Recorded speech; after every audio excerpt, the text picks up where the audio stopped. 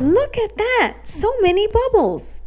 The other day, my niece asked me, what makes lemonade taste sweet and sour at the same time? And I could have just told her, it's a mixture of sugar and lemon juice and water. But instead, I made this video because understanding mixtures and solutions isn't just about recipes. It's about the science of how things come together and sometimes separate. So let's jump in. What are mixtures? A mixture is exactly what it sounds like, when two or more substances are combined but don't chemically react. Think about trail mix. You've got nuts, raisins, maybe some chocolate. You can see each part, and if you wanted to, you could separate them. But did you know mixtures come in two main types? Heterogeneous and homogeneous. Heterogeneous mixtures are like our trail mix. You can see the individual parts. They're unevenly distributed. Picture a bowl of cereal with milk. The cereal floats on top, the milk stays at the bottom, and if you let it sit, the two might separate even more. Or imagine oil and vinegar, salad dressing. Shake it, and for a while the tiny oil droplets float in the vinegar, but soon they'll split back into layers. Here's the cool part. Heterogeneous mixtures aren't just solids and liquids. Think about a dusty day. The air becomes a mixture of gases with visible dust particles suspended throughout. That's a heterogeneous mixture too. Homogeneous mixtures? That's your sweet tea. The sugar dissolves into the water, and you can't tell where the sugar ends and the water begins. The mixture is uniform. How about vinegar? It's acetic acid dissolved in water. A perfect example of a homogeneous mixture. Even the air we breathe on a clear day is one. Nitrogen, oxygen, and other gases blended so evenly that it looks like one single thing. Here's a quick test. If you can physically separate the parts, like picking out raisins, it's heterogeneous. If you can't, it's homogeneous. Pop quiz. Imagine you have a glass of milk with cereal floating in it.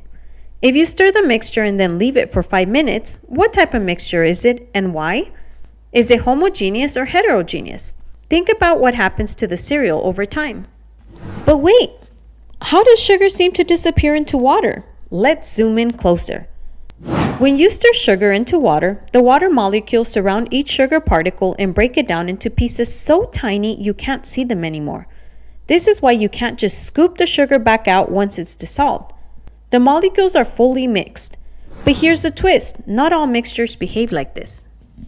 If you shake a jar of oil in water, tiny oil droplets form and float for a bit, but they'll eventually separate into two layers. That's a signature of a heterogeneous mixture. The parts stay distinct. Meanwhile, in a homogeneous mixture, the components blend so perfectly, even a microscope wouldn't show where one ends and the other begins. Understanding these behaviors helps us spot mixtures all around us. From milk in your cereal, a colloid which we'll explain soon, to the perfume you spray in the air, mixtures aren't just science. They're part of everyday magic, and they're just the beginning. Next, we'll uncover what makes some mixtures special enough to be called solutions. What are solutions? A solution is like a magic trick happening right before your eyes. It's a special type of homogeneous mixture where one substance dissolves in another. Imagine you're stirring sugar into water. At first, you see the sugar granules floating around, but as you keep stirring, they vanish. Where did they go? They didn't disappear. They dissolved. Let me explain.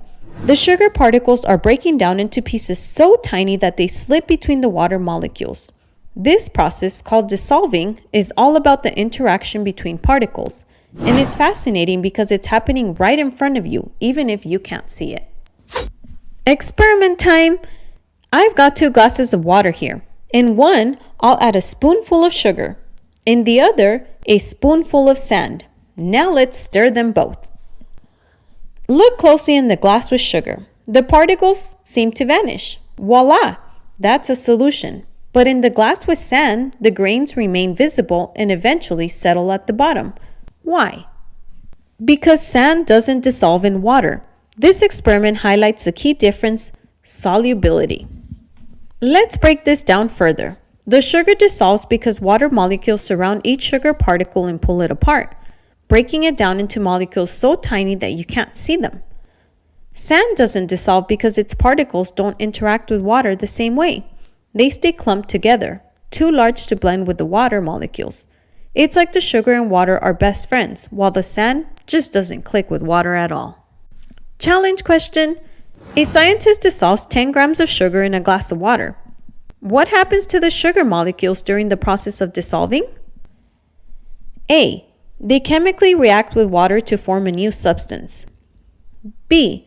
They break apart into pieces too small to see and spread evenly between the water molecules. C. They combine with water molecules to form a larger visible particle. D. They settle at the bottom of the glass and do not mix with the water. Here's something cool to think about. Solutions aren't just about liquids. Air is a solution too. It's a mixture of gases like nitrogen, oxygen, and carbon dioxide blended so evenly that you can't even tell them apart. Even metal alloys, like bronze or brass, are solutions of different metals mixed together. But let's stick to liquids for now.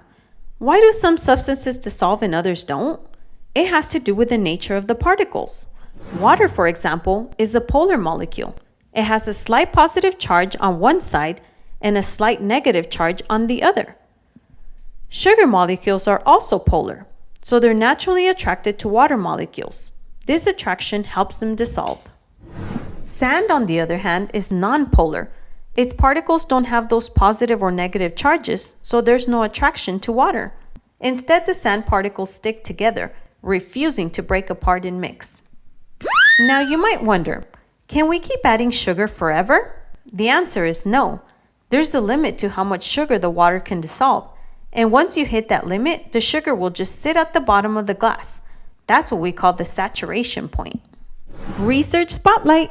Did you know that the concept of saturation has real-world applications in fields like environmental science and medicine? Researchers studying water pollution use the idea of solubility to predict how chemicals dissolve in lakes and rivers. Meanwhile, in medicine, understanding solutions help in designing better drug delivery systems. Think about IV drips. They're carefully calibrated solutions, balanced for safety and effectiveness. Think about this. If you keep adding sugar to water until it stops dissolving and begins to settle at the bottom, what's happening? How could you get the sugar to dissolve again? Hint: temperature plays a big role. New challenge. Here's another scenario. You mix salt with water, and it dissolves completely. How could you prove the salt is still there without tasting it? Hint: think about what happens when water evaporates. Interactive question. Imagine you're making lemonade, but you accidentally add too much sugar. The sugar starts to collect at the bottom of the pitcher. What steps could you take to get all the sugar to dissolve? Does stirring alone work, or might temperature make a difference? Real-life connection. Speaking of solutions, have you ever wondered how oceans stay salty? It's because the water in the ocean is a natural solution, dissolving salts from rocks and sediments over millions of years. What's fascinating is that evaporation leaves the salt behind, which is why seawater remains salty even though fresh rainwater replenishes it. This is nature's version of a never-ending chemistry experiment. Now imagine scientists using this principle to extract fresh water from seawater. It's called desalination, and it's a cutting-edge application of understanding solutions. This process helps provide drinking water in areas where fresh water is scarce. Isn't it amazing how science works hand in hand with real-world problems? Final thought. So now we've learned about mixtures, solutions, and the science behind them.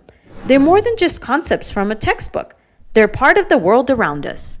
From the air we breathe to the oceans and rivers that sustain life. And the more we understand them, the more we can use this knowledge to solve problems, from pollution to creating new materials. Remember, the next time you stir sugar into your tea or add salt to your cooking, you're not just making food, you're performing science, and that's the real magic.